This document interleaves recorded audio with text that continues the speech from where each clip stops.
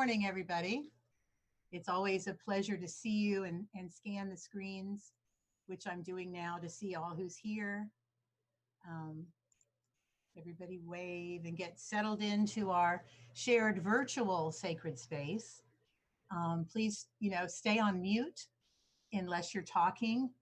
And if you're unmuted, remember that you're talking in case you forget to remute, because every once in a while, you might say something that you'd rather people didn't hear.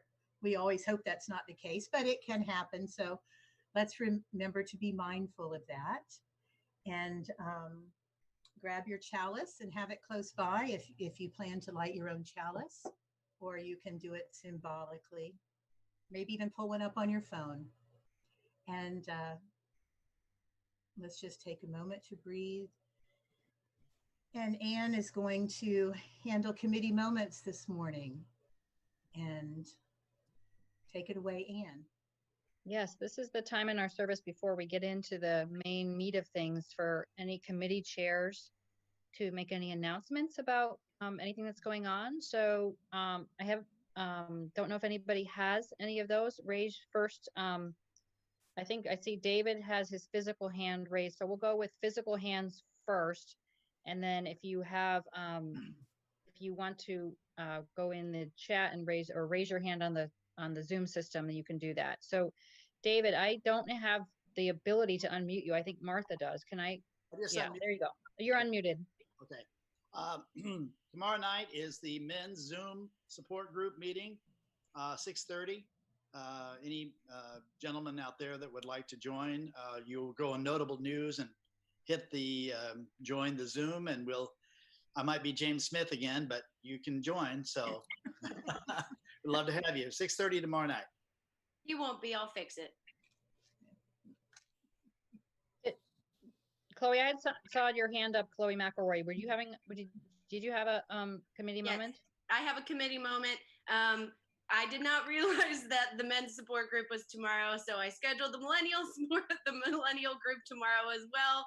It's at 6:30, same time as men's support group. Sorry, y'all. We also have a link in the notable news. I'm also going to drop my information in the chat as well, so you can contact me if you don't have access to the notable news or don't have access to our Facebook page.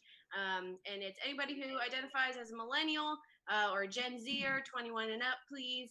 Come and join us. We're just going to chat and have a good time. Thank you, Chloe. I don't think there's a lot of overlap between the men's group and the millennial group, but anyway, you guys can work that out. Were there other committee moments, Evelyn? I'm not sure what committee you're on, yes. but well, social action. Oh, and great. Just wanted to make the announcement that we've all been getting a lot of brochures for voting in Seminole County. This is only Seminole County, although it involves somewhat Orange, for judges. And if anybody wants background or information, I have all the resources being worked, and by the 27th or 28th of this month, if anybody wants information as to the backgrounds on the judges, I will have that, and that they can contact me by email. fshalot@gmail. Thank you. Martha, I think, has a committee moment. I do, on behalf of Crystal from the Parent Support Group. It will not be meeting tonight. Probably everyone that participates knows that, because there's a group of families that are socially distancing camping somewhere, and I'm sure they're having a wonderful time because they're just out of the house. No matter what's happening, it's a wonderful time. So no parent support group this evening. And on the women's support group, our next gathering virtually will be August 7th. That's a Friday at 7 o'clock. And the link is in the notable news. And if you want to join the email list for that group, you can email me. I'll put my email address in the chat, and you can join that group. Or if you, have suggestions about things that we should do in the group, just email me anytime. Other committees, I don't see any more physical raised hands. Let me see, where's the raise hand feature in Zoom? Where is that, Amelia? for my tech support. Yeah, I guess I would have seen that. So I don't see anybody else for committee moments, Martha. I think that's it. Okay. Great. Well, thank you, Anne. And Kelly, do you have your hand up? Oh, Kelly, is that committee moment? Wait, Kelly, I think Martha needs to unmute you. Just a second. It's not working. I'm not sure if she has a committee moment or she's just No, had. I was not, no committee moments. We were just waving. My mother's Okay. with me. My mother's with me. Hi, We Mom. were just waving. All right. That's all. I'm sorry. Sorry, Ann, again. It's okay. That's all right, Kelly. I'll give you a pass. Hey, Joyce. All right, thanks. And All right, back before to we you, start, Martha. would Paul or Trista make Anne a co-host for Joys and Concerns? Please.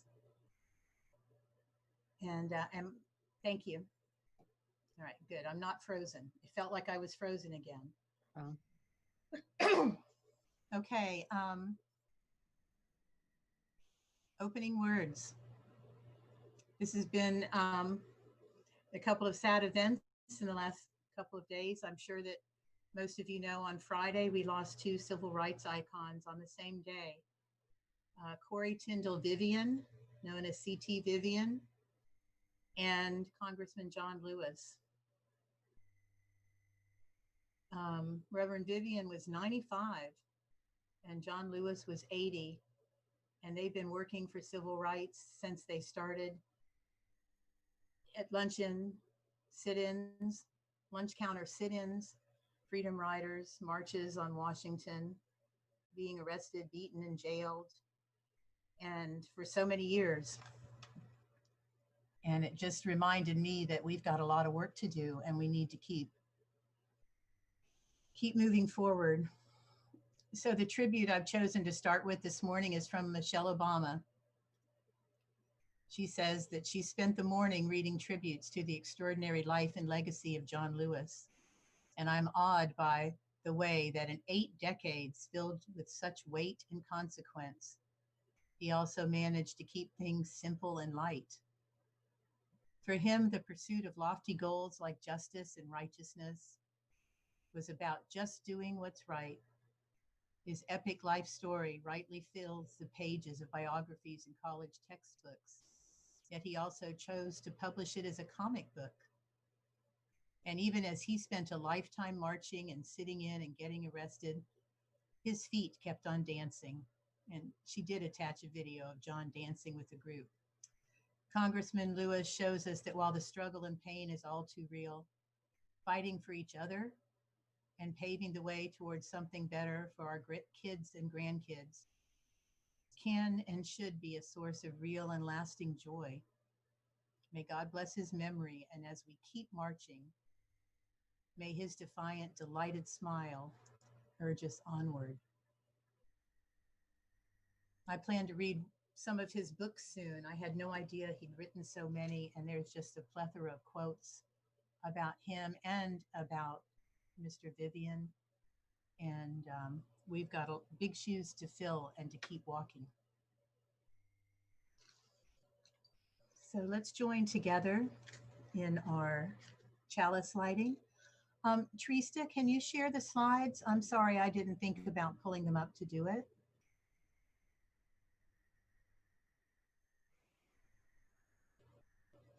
And if we have any guests today and you don't know the words, I apologize. They are in the light of truth. There we go.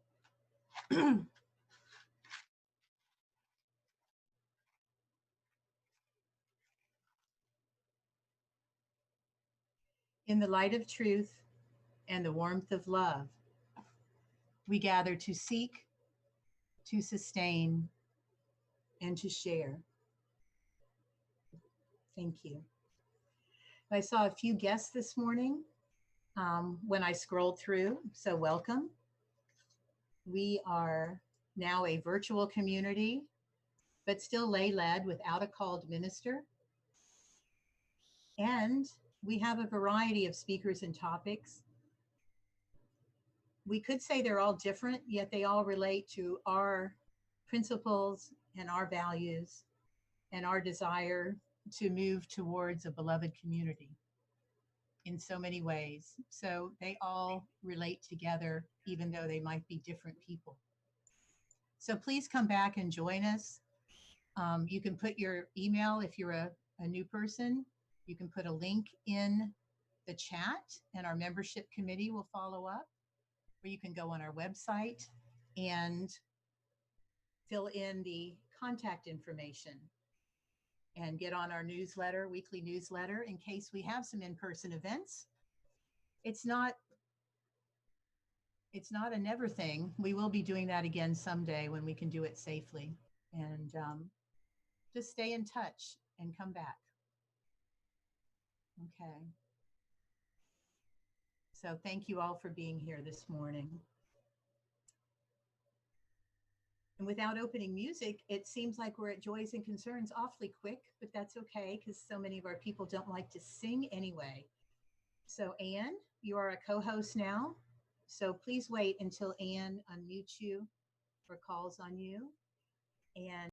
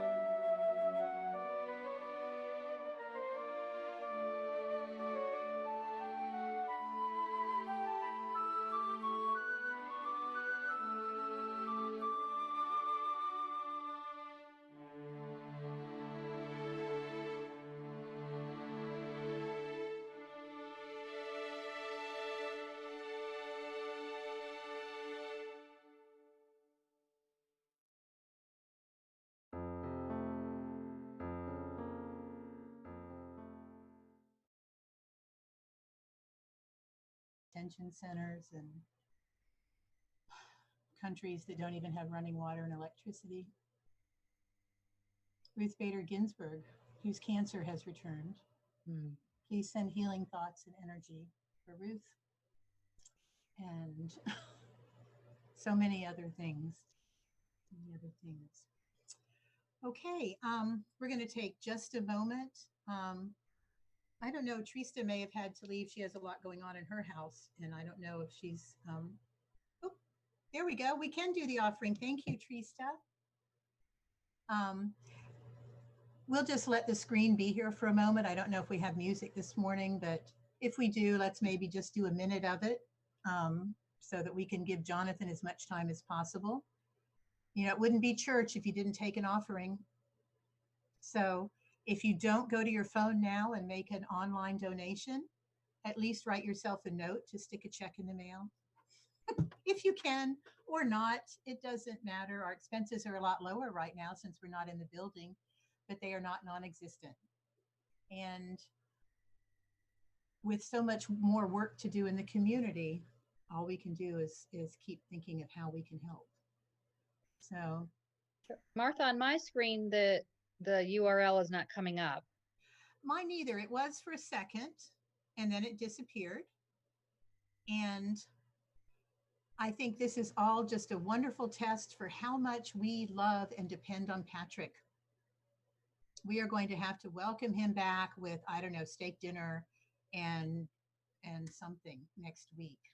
And it's all okay. It's all good. So let's skip the offering part. And if we can just go ahead and take that down, we will move on. And I will introduce Jonathan Cox, Dr. Jonathan Cox. I am so sorry. And he is an assistant professor of sociology at UCF. He's also known as a race scholar and a lot of other things. And I'm going to apologize right now because I got caught up in my opening and closing words and forgot to pull up your bio, Jonathan. So please take a moment to add anything else that we should need to know, except the fact that I saw him. I was introduced through a link to a Polis series of webinars on undoing racism and talking justice. And I saw his name and Googled him and asked Beatrice, I said, hey, do you know this guy? She said, oh yeah, he's terrific.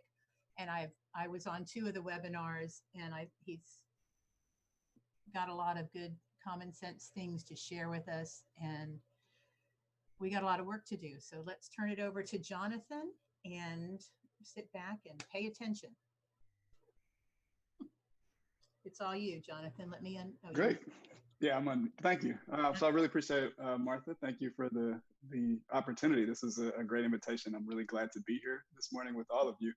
And so just a little bit more about myself. As Martha said, right, I work at UCF. I'm a professor in the sociology department. And she's correct that I identify myself as a race scholar, right? And so just to break down what that means very briefly is that I study all things related to race. I think that race is one of the most important and significant things, we could call it, that exists in our society, right? Today, not only contemporarily, but also historically. So I just kind of funnel everything that I look at through the lens of race. So you'll get a little bit of a taste of that. Beyond, my job at UCF, I identify as Christian. I attend Celebration Orlando. And so I thought this was just a really fantastic opportunity for some cross collaboration between 2 different faith backgrounds, right? I'm really big on reaching out and connecting with lots of different people. And so this was, again, just an awesome opportunity. So I really appreciate you allowed me to be here and to share with you all today. And so today, what I'm going to do is just talk briefly about race and racism. The general goal for me, what I'm thinking is that I just want to introduce everybody to ways that we can all start to be anti-racist, right? And I'll take some time to explain what anti-racism is a little bit later. But I think that that's something that's really important when we think about what this is. There are also connections to all of the ideas that people of different faiths, people of different beliefs, people without faith sometimes, right? We often share these common ideas about humanity. And so understanding racism, how it works, and then working towards anti-racism is really something that we all want to be able to do so that we can just have the best society for everybody, and everybody can lead the best lives that they can.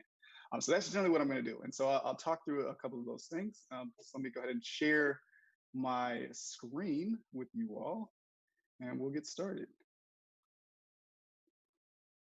All right. All right, so hopefully everybody should be able to see that now. All right, so I want to start with just a really, really quick, a really brief reflection, right? So this is something you can just do on your own as you're thinking. I'm going to ask you a couple of questions, and I just want you to take a couple of seconds, right, to just reflect on the answers to yourself, right? You don't need to write anything down. You can just think about some of these things.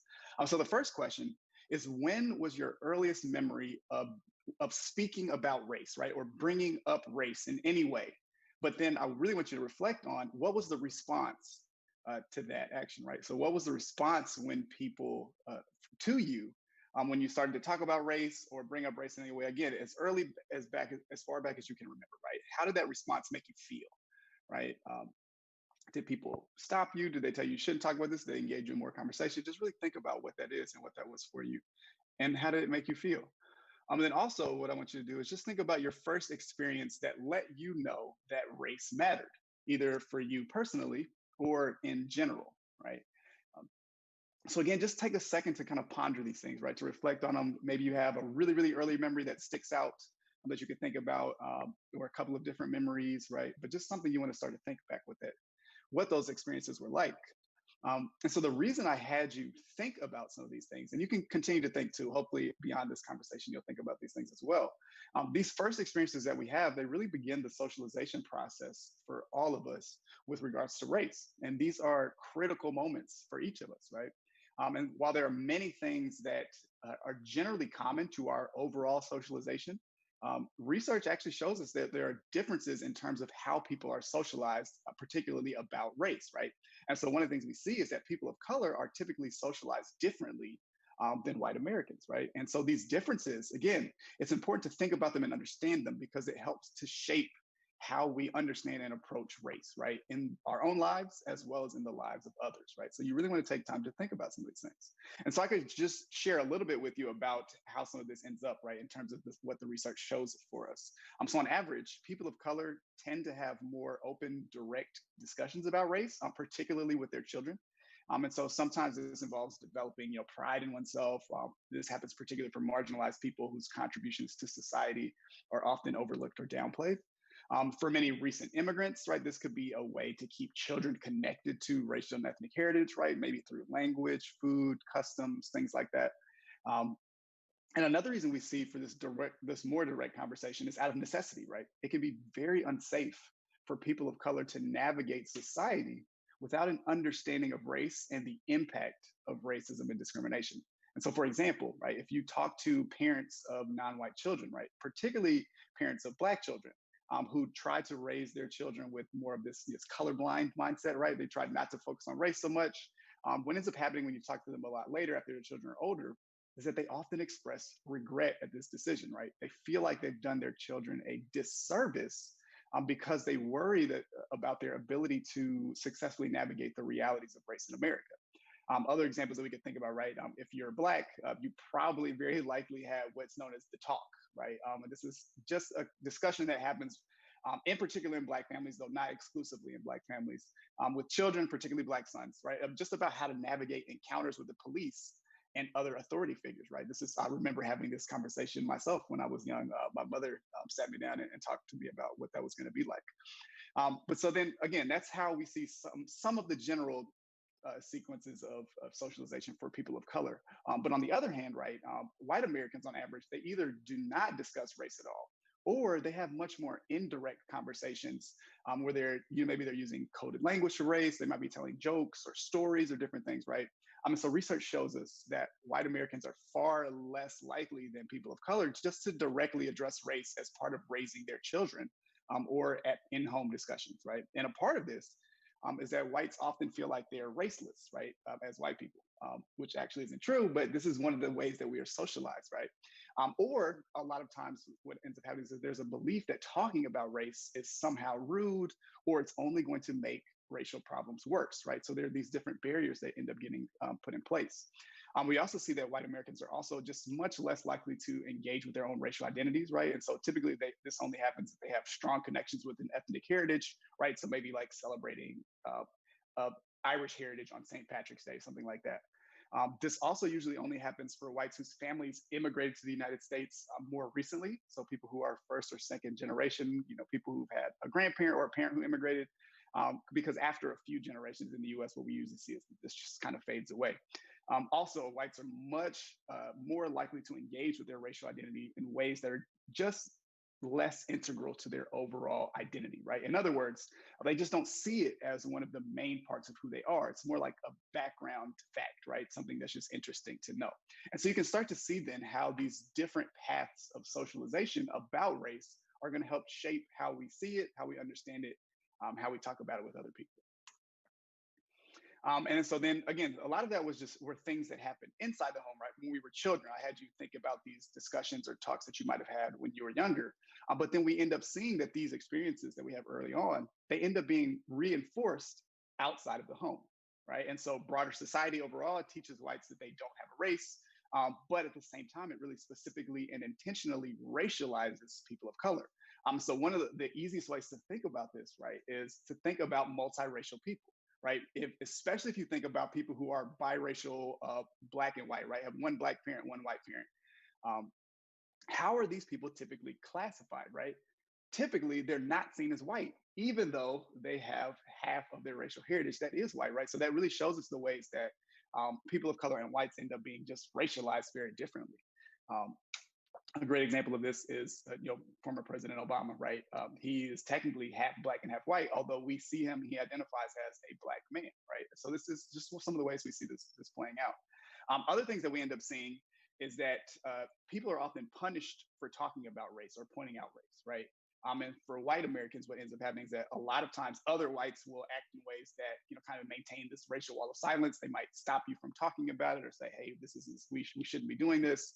For people of color, we end up seeing that, whites sometimes silence them, but then also other people of color may silence them about race or say something negative may happen as a result of bringing it up or talking about it. So we continue again to see these things reinforced. And so beyond, superficiality, what we end up seeing too is that race really isn't incorporated into our education or society at large, right? We don't really teach accurate or inclusive history most of the time.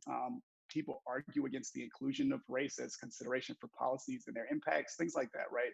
And so we don't really incorporate this. So all of this stuff really just works to reinforce the ideas that we learn when we're really young, early on about race. And it makes it a lot harder for us to engage in conversations about race, to maybe seek out information about it, to understand it, all these different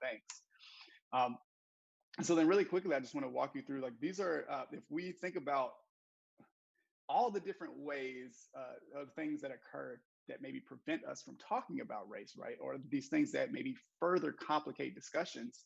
I would say that there are about 4 general categories that we could think about, right? There are some other things too, but I think these really cover most of the bases.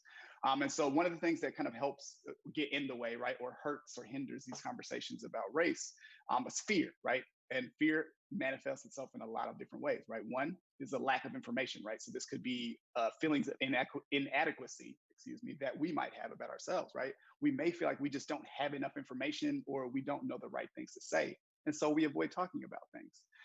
We also may experience a fear of reprisal or rebuke, right, from lots of different people. People definitely fear being called a racist, right? That is something that we are seeing, particularly with white Americans right now in society. It's one of the worst things that people can say about you, right? And so people are scared of that label being placed upon them, which maybe then also prevents them from engaging in conversations they might otherwise want to be in. Then also, again, too, with maybe related to that, is a fear of being misunderstood or of offending somebody unintentionally, right? So we have all these different things that just create this fear within us. And fear is actually one of the major motivating forces for humans, right? And so you can see why that may be something that gets in the way. Another thing that continues to get in the way and make it really hard for us to talk about race is misinformation, right? So just lacking complete or correct information about race or racially minoritized people. And this could be our own lack of understanding or knowledge, right? Or the lack of knowledge about other people, right? Maybe you just haven't had an opportunity to engage with different folks.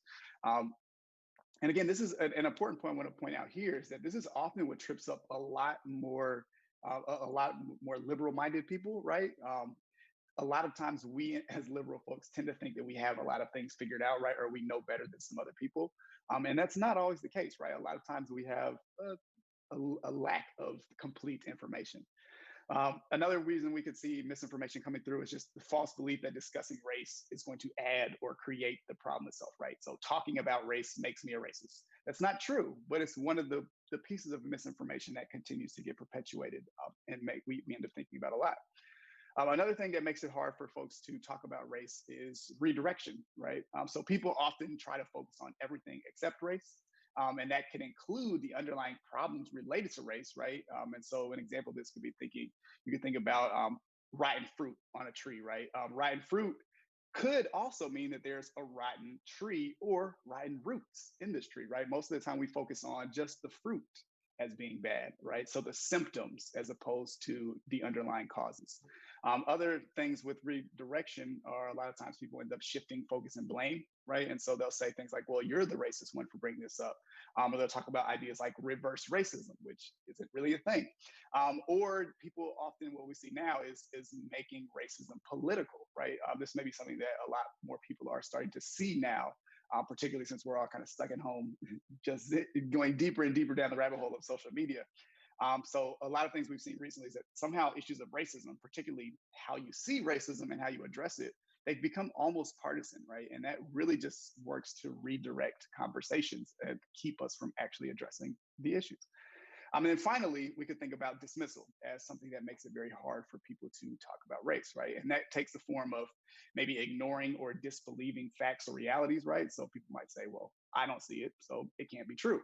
Another way we see dismissal is through the tokenization of people of color, right? So people who will say, well, if they have one or a couple of friends who are people of color, and those individuals, right, this one or two people told you that they don't experience racism or they haven't experienced it that much, people would tend to believe that one token person as opposed to the thousands or millions of other people that continually to express that they experience racism and discrimination in various forms all the time, right? So believing the one over the many, that's one of the things we end up seeing with dismissal. And then lastly, just minimizing racism, right?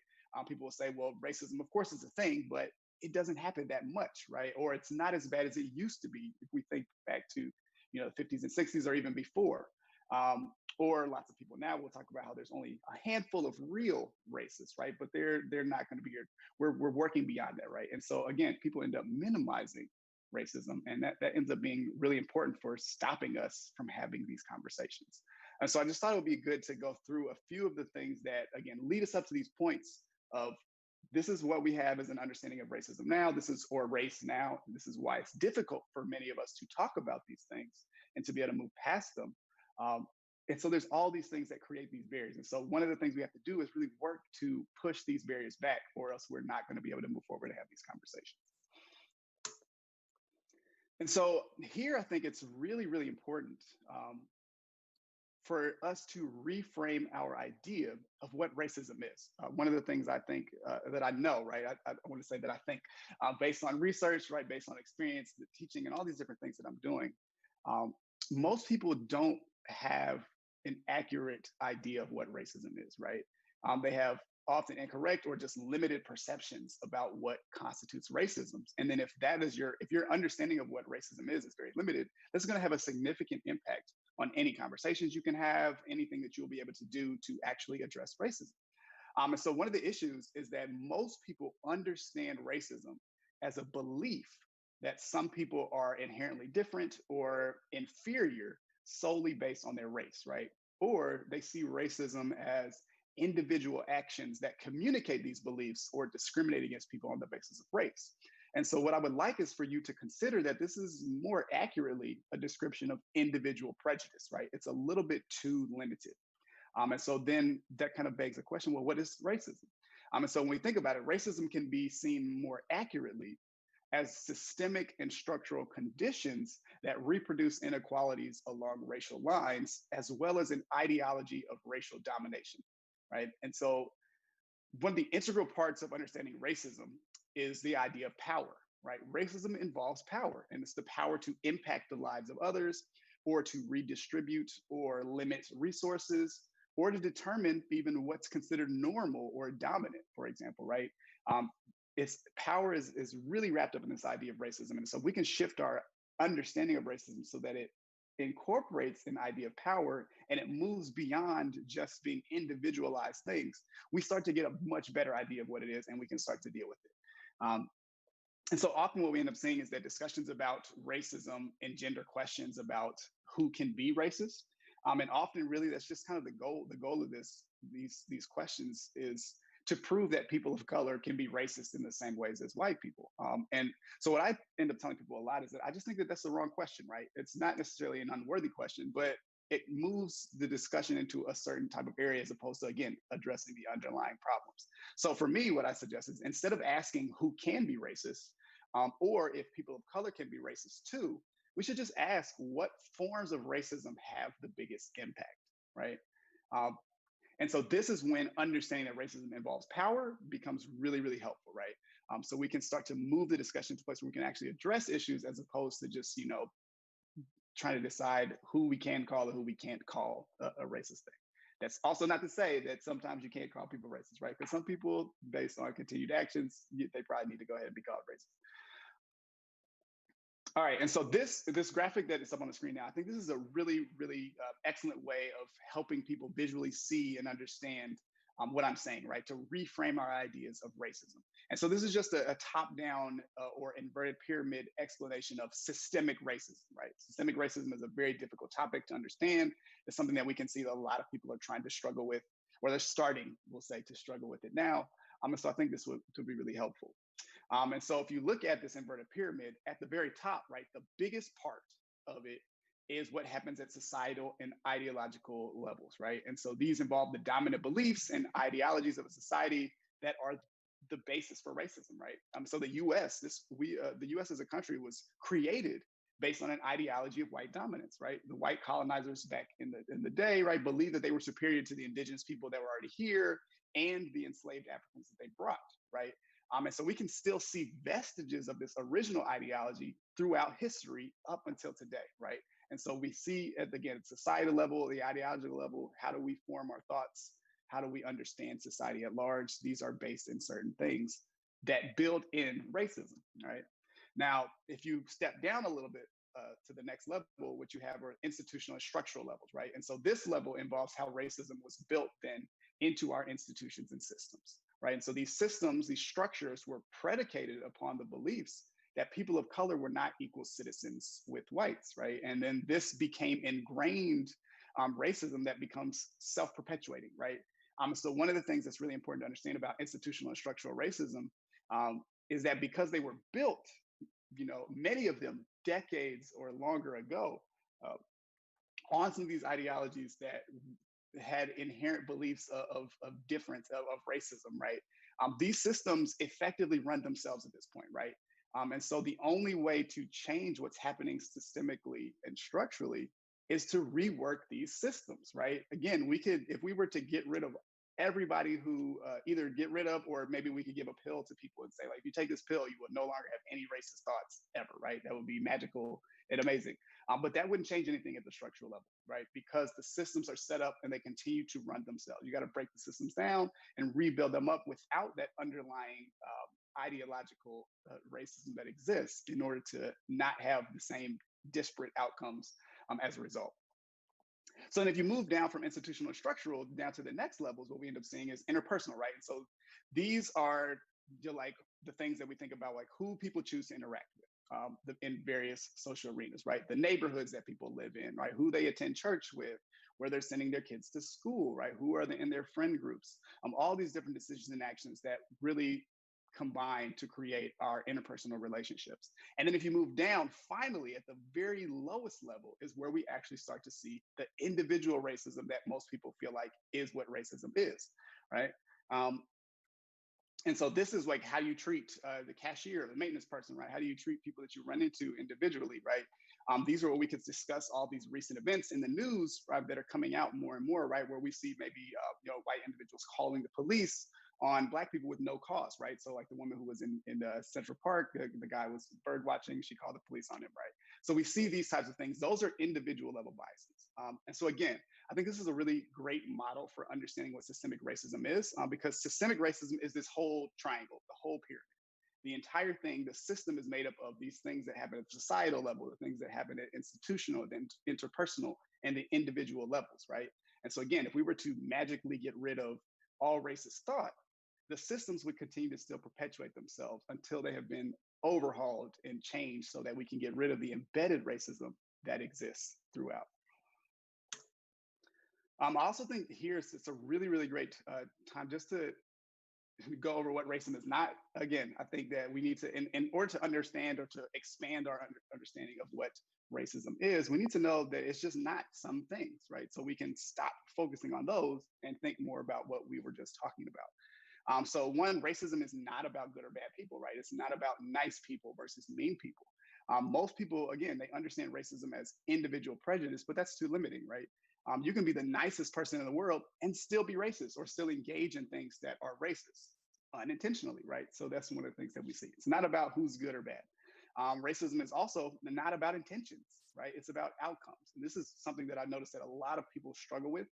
And this is one of the things that I continue to push now, right? It's not about your intentions. And the reason it's not about your intentions is intentions really only matter for interpersonal relationships that you're going to have, right? So if you have a person that you are friends with, you're in a relationship with in some way, and you want to maintain that good relationship, you should probably think about their intentions when things happen, right? Because they may not have intended something to happen, and you want to be able to continue that relationship. Beyond those type of experiences, though, even if you have the best intentions, there's still an outcome. There's still a result of something happening, right? And so if I do not intend to discriminate against somebody, even if I didn't intend to do so, there's still the outcome that means that they were discriminated against, right? They lost an opportunity, they missed out on something, they experienced discrimination, they experienced racism, right? And so my intentions effectively don't really matter. And so the quicker we can really understand that our intentions don't matter that much, it's really more about the outcome we should be focusing on, the better we'll be with regards to racism. And then lastly, too, racism is not only relegated to old school overt racism, right? So, calling people, using racial slurs for people, or if we're going back to slavery or legalized segregation, things like that. These are all kind of old school overt examples of racism. But racism, again, as we just talked about, it can also be systemic and structural. It can also be covert or passive, right? It does not have to be an active thing.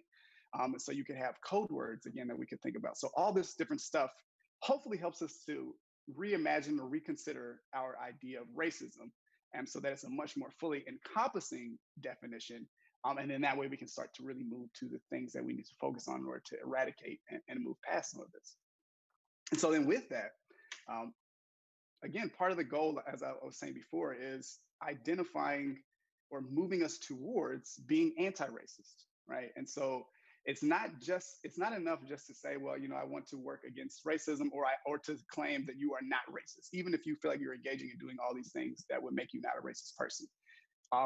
In order to get rid of racism, it requires an active process. It requires being anti-racist. And so we can think of anti-racism essentially as just this active process of identifying and eliminating racism in all of its forms, right? And so this means that it involves changing the systems, structures, policies, and practices so that power, again, is redistributed and shared equitably by everybody, right? And so again, when we focus on this idea of anti-racism or being anti-racism, right, it's really important to remember that anti-racism is a journey. It's not a destination, right? You're never going to wake up one day and be able to say, I have made it. I am anti-racist, and you can stop, right, and just sit down and be done. It's something that you're going to continue to do all the time. It requires constant thought out choices that you're going to be making to be actively anti-racism. Another thing we could think about with regards to anti-racism is that it's different for different people, right? And so this is one of the things that we also need to work to understand with regards to race. So being anti-racist is going to look a little bit different for white Americans than it is for Americans of color, right? And so for white Americans, being anti-racist evolves with their racial identity development, right? So as a white person understands themselves racially and sees themselves as a racial being, they need to work to acknowledge and understand their privilege, to work to change internalized racism, and then start to interrupt racism, again, actively whenever they see it. For people of color, again, it's going to look at it a little bit different, right? And so for a lot of people of color, it's going to mean recognizing how race and racism have maybe been internalized, right? Because again, we're all socialized in some of the same ways. And then also whether or not, even as a person of color, you're not applying racism in certain ways to other people of color, because that can happen too, right? And so it's going to look a little bit different for different people. So then I do want to give you just a few different things that you might be able to actually do, right? Because people often ask, well, what can I do to be anti-racist, right? And so just a few different things I will talk about with regards to what you can do interpersonally and what you can do structurally and systemically, right? So interpersonally, some of the things you can do is just acknowledge that race matters and that racism exists, right? It seems simple, but a lot of people actually don't do that. And maybe you realize this through discussions that you might be having with different people. Second, you can acknowledge your own privilege and or acknowledge how race constrains you, right? So maybe the privilege that you don't have with regards to race. You can also be aware of your own racism and hold yourself accountable for it, right? So that means you have to actively address when you hear jokes or comments that people are making, or if you hear somebody using stereotypes or exhibiting biases against different people, right? Say something. Stop right there, right? That wasn't nice. Can you not say stuff like that again, right? Do you understand how what you said was problematic? Let's talk about it, right? You can do this. And it doesn't mean that you're aggressively jumping on people for making comments, right? But it does mean that you're saying something, right? And you can say things in, again, very positive ways that help people to understand maybe that they are saying something they don't understand they're saying, or just giving them a little bit of different way to think about it. You should also honestly examine the way you act. Not the way you act, but also why. Why is it that you act or behave in certain ways towards people of different races than you, right?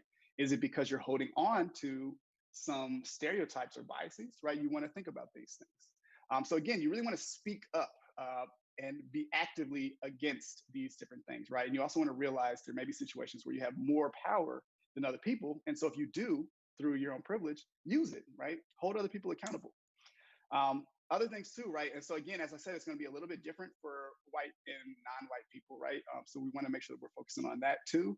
So for white or white passing people, right? If you look white, a lot of times, then you get the benefit of the doubt of being white, even if it's not true necessarily.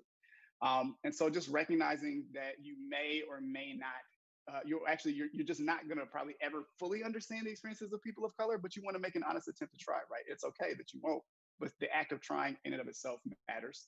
Being willing to risk your own privilege and resources on behalf of people of color, right? So that's where it becomes down to being an ally. Being a member, an ally just means that you're a member of a dominant group who works to dismantle forms of oppression in areas in which you receive benefits through that, right? And so these are things that are intentional, they're overt, they're consistent behaviors, right?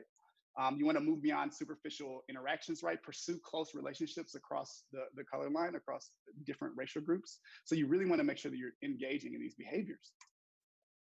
Then what can you do to be more anti-racist in terms of the institutional and structural levels, right?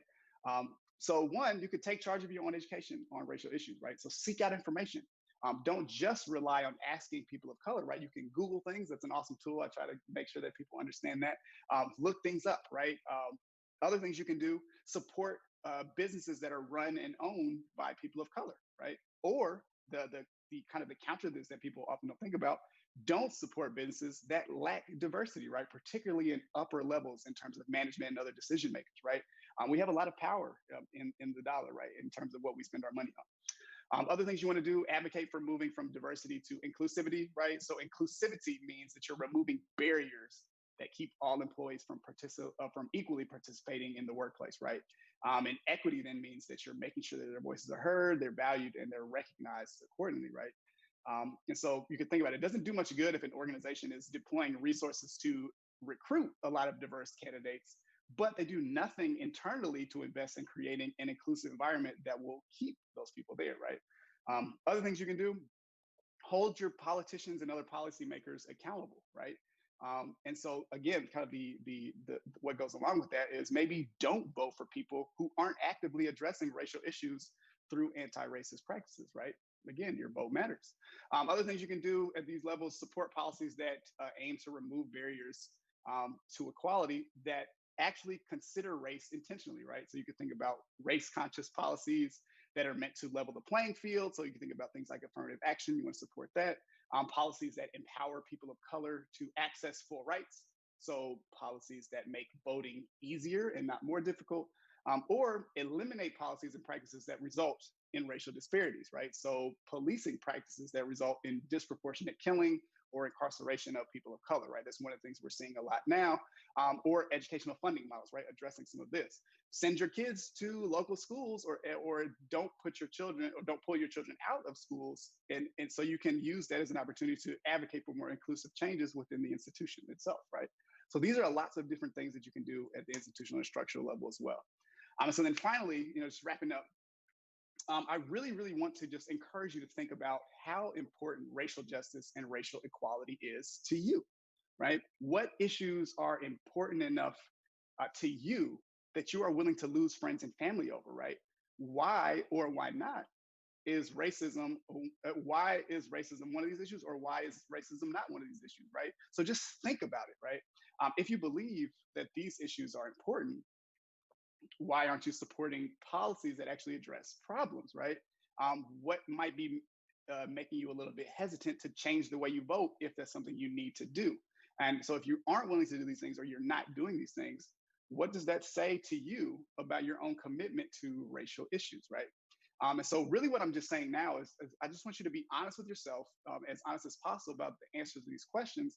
And what I'm not doing is making a statement that suggests that you aren't committed to racial justice if you're not doing these things. Again, the idea is just to think honestly about them, to see if there are areas in which you could make changes, and what should be a significant area in your life, right? And so I think questions like these are just incredibly important for people of faith, right? Which is one of the things that we all have in common, right? And that's whatever faith background you come from, right? Again, most religions and faith practices are centered around beliefs in equality and justice, inclusion, things like this, right? And you can even see that in your own principles, right? Of Unitarian Universalism, right? The inherent worth and dignity of every person, justice, equity, and compassion in human relations, the goal of a world community with peace, liberty, and justice for all, right? Racism is incompatible with these beliefs, right? And so again, my charge for you is just to really meditate on your beliefs and what you believe is important, right? And if these values, these beliefs are important to you, I encourage you to actively pursue anti-racism as one way to live out these beliefs, right? And so with that, I would just like to say, again, thank you all for having me. This has been really great. And I guess I'll go ahead and hand it back over to Martha at this point, either for her to wrap up, or if we have time to do questions, I'd be more than happy to do that. So thank you. Thank you, Jonathan. So Martha's internet has gone out at her house, so she's listening on her phone, but she's asked me to take over the direction of the rest of the service. Now, we are already at like 11:37 or whatever, and I'm sure we would love to have a lot of discussion. I know that we have RE at 12. So my thought is, since we're already running a little bit late, that we should ask you to come back for sure, and maybe have to really dig deep into some of what you've talked about, and then have a more of an online discussion. We are talking as a congregation about starting to read some books together, and as a group. And I don't know how we would do that logistically. We'll talk to you about that online, but having you help maybe facilitate some of that work with us would be fantastic. So I really, really appreciate you being here and bringing up all of these points today, and it's given us a lot to think about. So let's give him a round of applause. Thank you. If we were in the building together, you would be able to hear all of it. But you have to know that we're all applauding you. And thank you very much for being here. Thank you. It was great. I appreciate the invitation again. Very good. I thought he was really good. Clear. So what we're going to do is we are going to extinguish our chalices. And if you have a chalice, you can blow out your candle. I'm